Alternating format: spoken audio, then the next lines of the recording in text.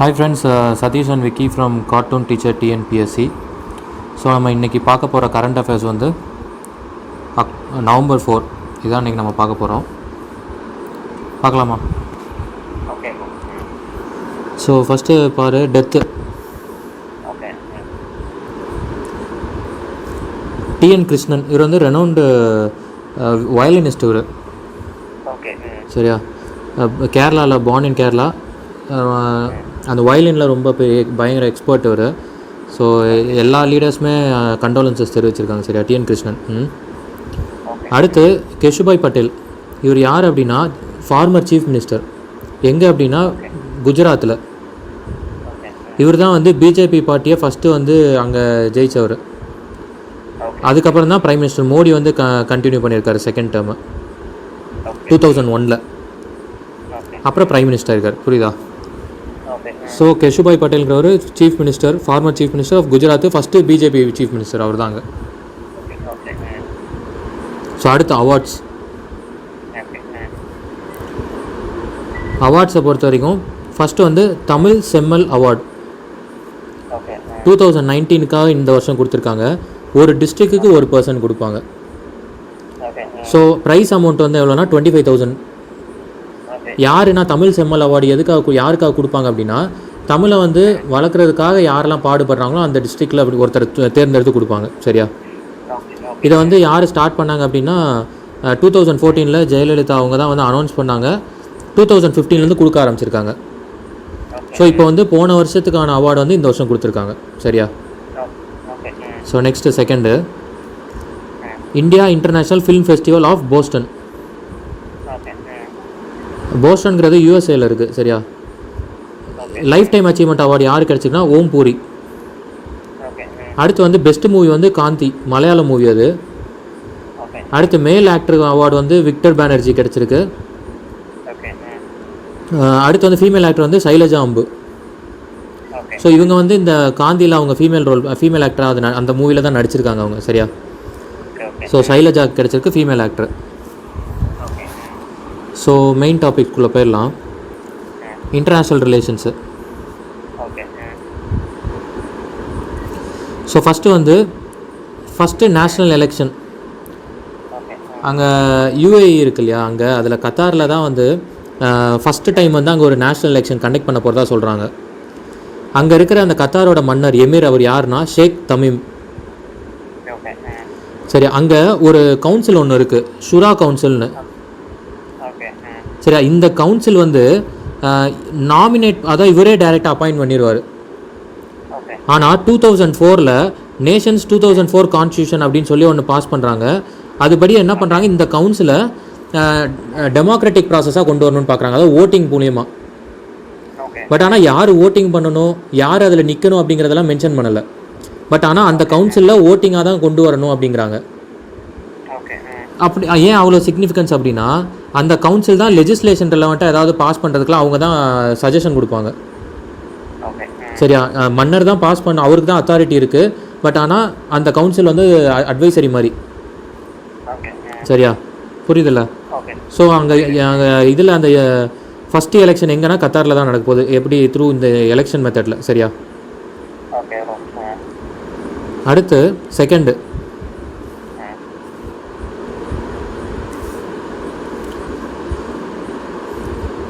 India central Asia dialogue. Central Asia அதனால என்ன கண்ட்ரீஸ்னால் Kazakhstan, Kyrgyzstan, Tajikistan, Turkmenistan and Uzbekistan. So இதெல்லாம் தான் அந்த சென்ட்ரல் ஏசியாவில் வரும். ஸோ இந்தியா வந்து ஹோஸ்ட்டாக இருந்திருக்கு. ஸோ அதான் இந்தியா சென்ட்ரல் ஏசியானாலே அந்த அந்த 5 கண்ட்ரீஸ் தான். ஸோ இவங்க யார் அப்படின்னா ஆக்சுவலி 1991 தான் இவங்க இண்டிபெண்ட்டாகவே ஆகுறாங்க யூஎஸ்எஸ்ஆர்லேருந்து. ஸோ இது வந்து நம்ம இங்கே செகண்ட் மீட்டிங் பார்த்துட்டோம் இல்லையா. அப்போ ஃபஸ்ட்டு மீட்டிங் எப்போ நடந்ததுன்னா உஸ்பெகிஸ்தானில் சமர்கண்டில் நடந்திருக்கு. புரியுதா? ஸோ பேர்லாம் கொஞ்சம் இதாக இருக்கும், பட் சும்மா ஜஸ்ட்டு ஒரு டைம் ரீட் பண்ணினாலே நல்லா தெரிஞ்சிடும். சரியா? அதான் KKTTU முடிஞ்சு போச்சு பாரு, 5 இதெல்லாம் வந்திருக்கு. சரியா? ஸோ அடுத்த தேர்டு பாரு, இன்டர்நேஷ்னல் ஆர்பிட்ரேஷன் சென்டர். ஸோ இது என்ன, international arbitration center by Singapore. அங்கே ஒன்று இருக்குது, சிங்கப்பூரில் ஒரு ஆர்பிட்ரேஷன் சென்டர் இருக்குது, அது பேர் SIACன்னு சொல்லுவாங்க. அதாவது சிங்கப்பூர் இன்டர்நேஷ்னல் ஆர்பிட்ரேஜன் சென்டர், அவ்வளோதான். எஸ்ஐஏசின்னு தான் அதை சொல்லுவாங்க. ஏன்னா இன்டர்நேஷ்னல் ஆர்பிட்ரேஷன் சென்டருங்கிறது அது ஒரு காமன் வேர்டு. சரி, அந்த ஃபேக்டில் எழுதியிருக்கேன் பாரு, இந்தியாவுக்கு கூட ஒரு இன்டர்நேஷ்னல் ஆர்பிட்ரேஷன் சென்டர் இருக்குது மும்பையில். சரி, அதனால் வந்து international arbitration centre common. But சிங்கப்பூரில் இருக்கிறது என்னன்னு சொல்லுவாங்கன்னா எஸ்ஐஏசின்னு சொல்லுவாங்க. அந்த இடத்துல ஒரு கேஸ் ஒன்று நடந்திருக்கு. யாருக்குன்னா அமேசானுக்கும் ஃபியூச்சர் ரிலையன்ஸ்க்கும். அதில் வந்து அமேசானுக்கு வந்து ஃபேவராக ஜட்ஜ்மெண்ட் வந்திருக்கு. இவங்க வந்து யார் அப்படின்னா கார்ப்பரேட்ஸ் இருக்கு இல்லையா வேர்ல்டில், அவங்களுக்கான டிஸ்பியூட்டை வந்து சால்வ் பண்ணுறதுக்கான ஒரு இடம் இது. சரி, ஆர்பிட்ரேஷன் சென்டர்னாலே அதுதான் டிஸ்பியூட் ரெட்ரஸல் பிளேஸ் அது. ஸோ இப்போது இது வந்து எது பேஸ் பண்ணி இவங்க பண்ணுவாங்க அப்படின்னா, அந்த எழுதியிருக்கேன் பாரு, யூஎன் சிட்ரல் அப்படின்னா என்னென்னா united nation commission on international trade law. சரியா, united nation commission on international trade law. So இதை பேஸ் பண்ணி தான் அவங்க இது பண்ணுவாங்க, ப்ராசஸ் பண்ணுவாங்க. ஸோ நெக்ஸ்ட்டு தேர்டு டாபிக் வந்துடு.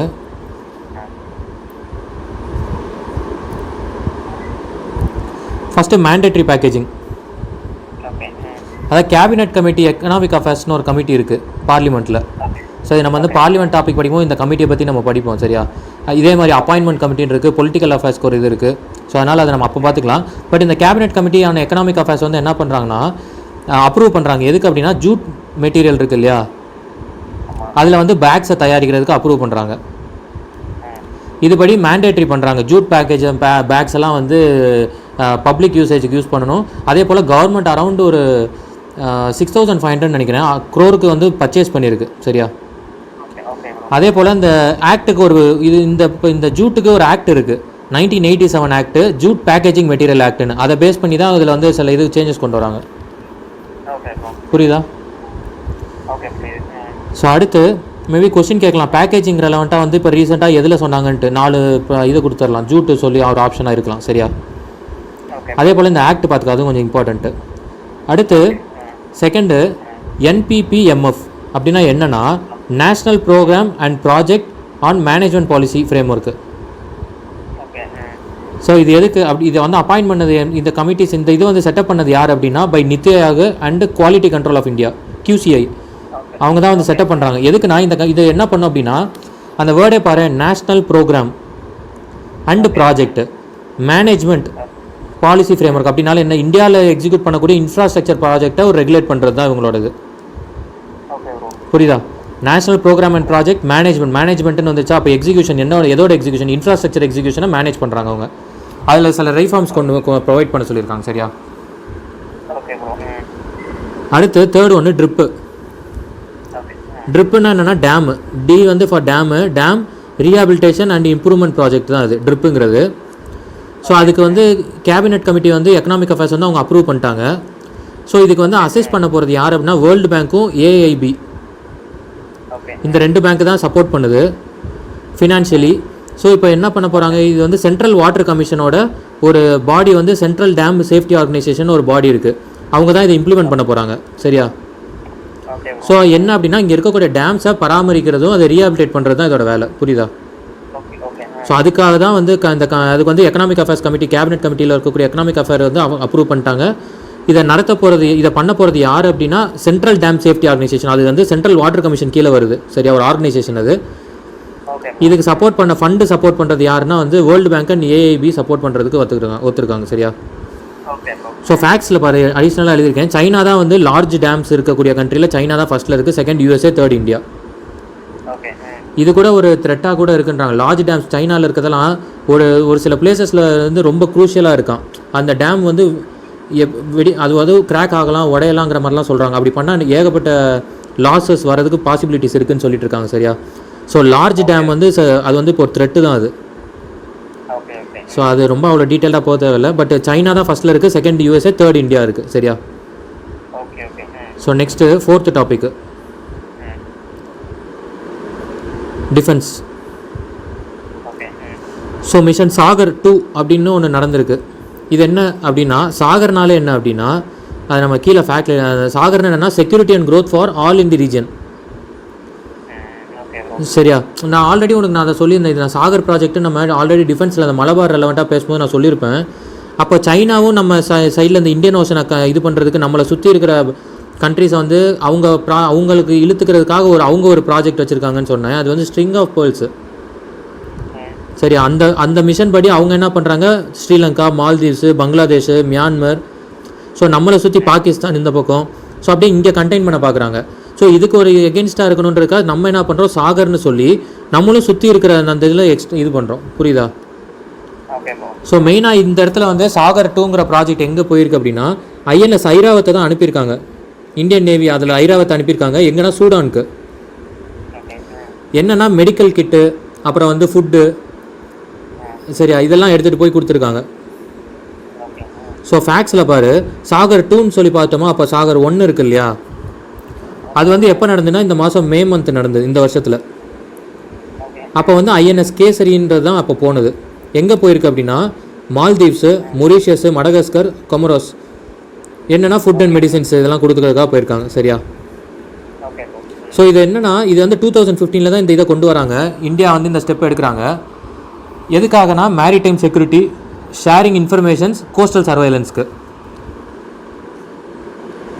ஹலோ ஹலோ கேட்குது உனக்கு? ஸோ இது எதுக்காகனா, maritime security, sharing informations and coastal சர்வேலன்ஸ்க்காக. ஏன்னா இப்போது நம்மளும் வந்து அவங்களாம் சின்ன சின்ன கண்ட்ரிஸ் தான். ஸோ சைனா வந்து அதோட ஆதிக்கத்தை செலுத்த ஆரம்பிச்சிச்சுன்னா ஒன்றும் பண்ண முடியாது. ஸோ நம்மளும் நம்ம ஒரு ஸ்டெப் எடுத்து இந்த ப்ராஜெக்டை வந்து கொண்டு வந்திருக்காங்க. சரியா? ஸோ சின்ன சின்ன கண்ட்ரிஸ்க்கு அவங்களுக்கு அதுக்கு தான் இந்த டைம், இந்த COVID-19 டைமில் அவங்களுக்கு வந்து இதெல்லாம் ஸ்பெண்ட் பண்ணுறாங்க. ஃபுட்டு, மெடிசின்ஸ்லாம் அனுப்பியிருக்காங்க. சரியா? அடுத்து இந்த பாரு, ஐஓசின்னு ஒன்று இருக்குது, இந்தியன் ஓஷன் கமிஷன் சொல்லி. 1982 வந்து இது ஃபார்ம் பண்ணாங்க. யாருன்னா 5 ஸ்மால் ஐலாண்ட் ஸ்டேட் தான் ஃபார்ம் பண்ணியிருக்கு வெஸ்டர்ன் இந்தியன் ஓஷனில். இந்த இப்போ பார்த்தோம் இல்லையா மேலே, அந்த ஓஷன்லாம் சேர்ந்து தான் ஃபார்ம் பண்ணியிருக்கு. இந்தியாவுக்கு வந்து அப்சர்வர் ஸ்டேட்டஸ் கொடுத்துருக்காங்க. அப்சர்வர் ஸ்டேட்டஸுங்கிறது எப்படின்னா, பார்ட்டிசிபேட் பண்ணுவோம், பட் ஒரு வாட்ச் பண்ணுற மாதிரி. அது பெர்மனன்ட் ஸ்டேட்டஸ்க்கு முன்னாடி ஸ்டேட்டஸ் தான் அப்சர்வர் ஸ்டேட்டஸ். சரியா?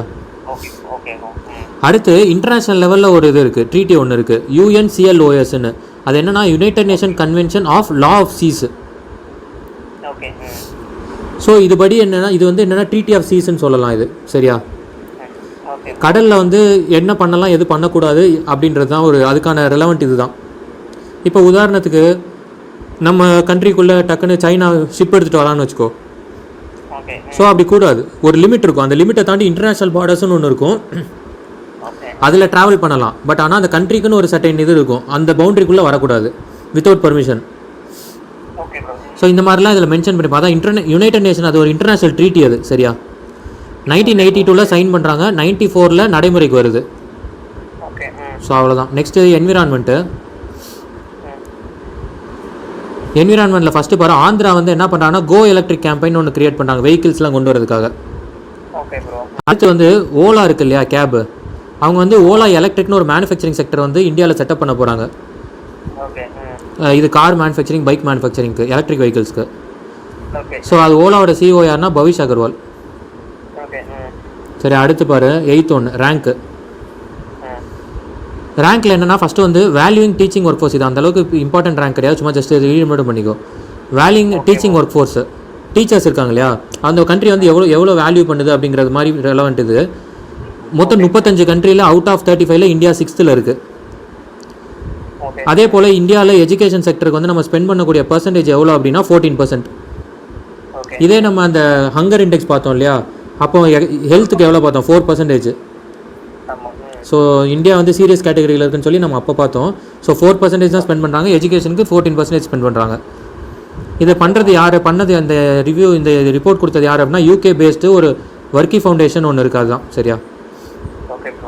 இதில் ஃபஸ்ட்டு 6th இந்தியான்னு பார்த்துட்டோம் இல்லையா, அப்போ ஃபஸ்ட்டு யாருன்னா சைனா இருக்குது. ஸோ நெக்ஸ்ட்டு பார், செகண்டு வேர்ல்டு சேஃபஸ்ட் பேங்க்கு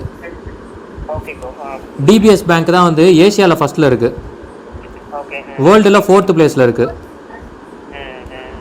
ஃபேக்ட் பாரு, அப்போ 4th தானே இருக்குது. அப்போ ஃபஸ்ட்டு எதுனா KFW ஜெர்மனி தான் வந்து ஃபஸ்ட்டில் இருக்குது. அப்போ இந்தியாவில் எது சேஃபஸ்ட் பேங்க்னா SBI. ப்ரோ. ஸோ அடுத்து டிபிஎஸோட ஹெட் குவார்ட்டர்ஸ் எங்கே இருக்குன்னா சிங்கப்பூர். அது சிங்கப்பூர் பேஸ்டு பேங்க் அது. ஓகே. சரியா? ஸோ அடுத்து ஸ்போர்ட்ஸ் பாரு. பேட்மிண்டன் ஜவாலாகட்டா அகாடமி ஆஃப் எக்ஸலன்ஸுன்ட்டு எங்கன்னா கொச்சிபவுலி தெலுங்கானால சென்டர் ஆஃப் எக்ஸலன்ஸாக ஒரு எஸ்டாப்ளிஷ் ஸ்டேட் ஆஃப் ஆர்ட்ஸ் எக்ஸலன்ஸ்னு சொல்லி அங்கே வந்து செட்டப் பண்ணுறாங்க. இவங்க வந்து ஆக்சுவலி ஒரு double set badminton double player அவங்க. ஓகே. சரியா? டபுள்ஸில் வந்து விளையாண்டுட்டு தான் இப்போ இந்தியா எதுவும் விளையாடல, இப்போ வந்து ரிட்டையர்மெண்ட் அனௌன்ஸ் பண்ணிட்டாங்கன்னு நினைக்கிறேன். ஸோ பட் ஆனால் டபுள்ஸில் விளையாண்டுட்டு இருந்தவங்க. விஷ்ணு விஷால் இருக்கு இல்லையா? Hello hello. Vishnu Vishal. Okay. ஆமாம். விஷ்ணு விஷால் வந்து கட்டிக்க போகிற பொண்ணு தான்.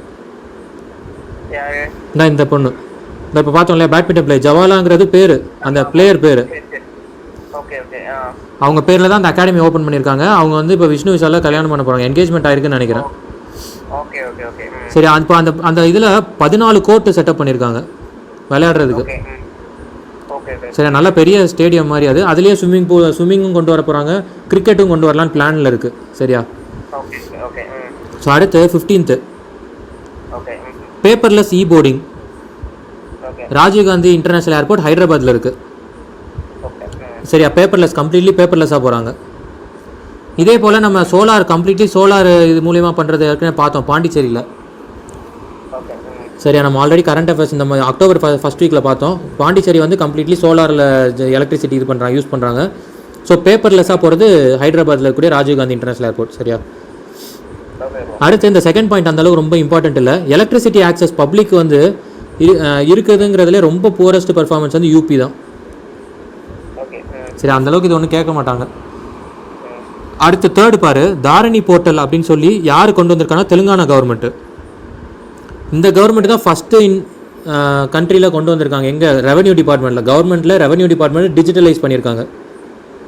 சரியா? தாரணி போர்ட்டல் தெலுங்கானா. இப்போ இதே நம்ம வந்து யூனிட் 9ல் வந்து இதுவும் நம்ம கவர்னன்ஸ் நம்ம தமிழ்நாடு பற்றியே இருக்குது. ஸோ இப்போ இதே இன்கேஸ் இந்த மாதிரி தமிழ்நாடு ஏதாவது கொண்டு வந்தோன்னா அதெல்லாம் இம்பார்ட்டன்ட்டு. சரியா? அதெல்லாம் கேட்குறதுக்கு நிறையா வாய்ப்புகள் உண்டு. So Dharani portal relevant to Telangana கொண்டு வந்தது ரெவன்யூ டிபார்ட்மெண்ட் ரெலவெண்ட். சரியா? ஸோ அடுத்து பாலிட்டி. இந்த ஆர்டர் மட்டும் மாற்றி எழுதியிருப்பேன். ஆக்சுவலி பாலிட்டி மிஸ் ஆயிடுச்சு. ஸோ அதனால் திரும்பி எழுதுனேன். ஆக்சுவலி இது என்னென்னா பார்டனிங்னா என்னென்னா மன்னிப்பு கொடுத்து அவங்கள இது பண்ணுறது. இப்போ கோர்ட்டில் ஒரு குற்றவாளி இது பண்ணி தண்டனை அனுபவிச்சுட்டு இருக்காங்க அப்படின்னா அவங்கள வந்து ரிலீஸ் பண்ணுறது தான் இது பார்டனிங்கிறது. ஸோ இப்போ பார்டனிங் வந்து கவர்னர்கிட்ட வந்து ஆர்டிகல் 161 அதுபடி தான் அவர் வந்து இப்போ ஆத்தரைஸ் பண்ணுது கவர்னரை.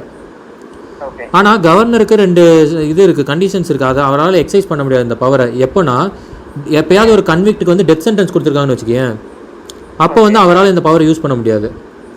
அதே போல் கோர்ட் மார்ஷல் மூலிமா ஏதாவது நடந்திருந்துன்னா அதுக்கும் இதுக்கு வந்து எதுவுமே யூஸ் பண்ண முடியாது. ஆக்சுவலி பார்டனிங்கில் பவர்ஸ்ன்னு ஒரு 4-5 இருக்குது. கம்யூட்டு, ரெமிஷன், ரெஸ்பைட், ரிப்ரைவ் அண்ட் பார்டன்னு 5 கேட்டகரி இருக்குது.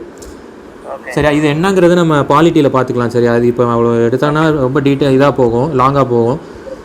ஸோ இப்போ அந்த 5 பவர் பார்த்தீங்கன்னா ஃபஸ்ட்டு நான் என்ன சொன்னேன், இந்த டெத்து சென்டென்ஸாக இருக்க கேண்டிடேட்டுக்கு பார்டனிங் கொடுக்க முடியாது. ஆனால் இந்த செகண்ட் கண்டிஷன் இது பாரு, கோர்ட் மார்ஷலில் இருக்குன்னு வச்சுக்கோ, அவர் அந்த 5யுமே யூஸ் பண்ண முடியாது.